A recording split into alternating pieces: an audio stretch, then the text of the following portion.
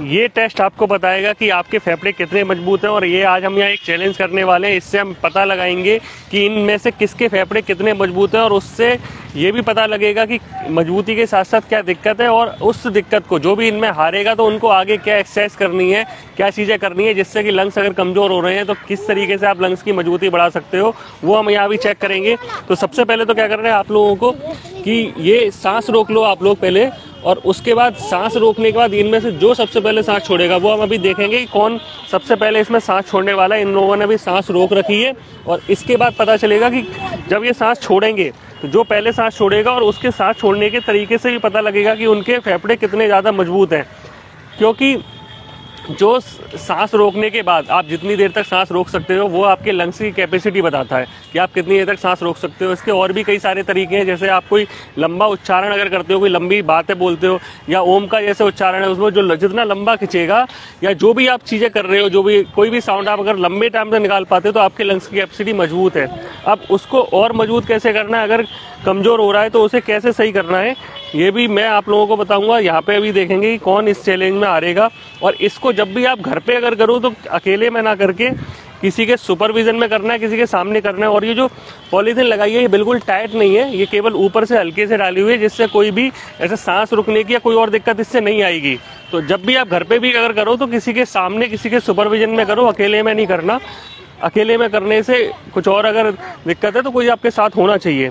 अब देखिए जैसे अभी ये लोग सांस रोक के रखे हुए हैं, अब इनकी जो है पहले सांस छूटी है, तो अब सांस जब इनकी छूटी तो क्या हुआ, हल्की सी हवा आई। इस हल्की सी हवा आने से क्या होता है कि हमें ये पता लगा कि आप देखोगे यहाँ पे सांस छोड़ने की वजह से ये थोड़ा सा यहाँ मॉइस्चर का ये साइन भी बन गया है। अब सांस छोड़ने से हल्का सा उठने का क्या मतलब है कि इन्होंने लंग्स की कैपेसिटी कम थी, इन्होंने जो सांस ली है वो भी कम थी, और जो छूटी है वो भी कम है।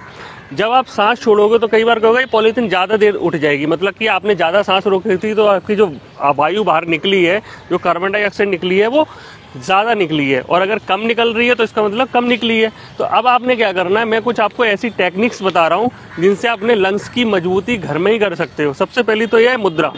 अगर आपकी ये चेक करने के बाद मुद्रा से आपको पता लग रहा है कि आपकी लंग्स कैपेसिटी कम हो गई है, आपको अस्थमा या दमा या सांस की भी दिक्कत है, तो ये जो बीच वाली 2 उंगलियां इनको इस तरीके से टच करके आप अपने लंग्स की कैपेसिटी को बढ़ा सकते हो।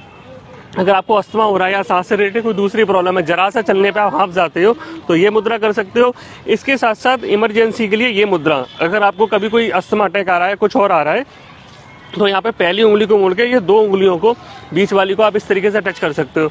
इसके अलावा अगर आप पॉल्यूशन के एरिया में हो, आपको बहुत दिक्कत आ रही है जैसे दिल्ली ऐसे शहरों में, तो आप घर से बाहर निकलने में इस तरीके का अणु तेल होता है, इसकी 1-2 ड्रॉप नाक में डाल के आप निकलो, तो आपको जो PM2.5 पॉल्यूशन है, आजकल इतना ज़्यादा दिक्कत आ रही है, तो पॉल्यूशन से भी लड़ने में मदद मिलेगी।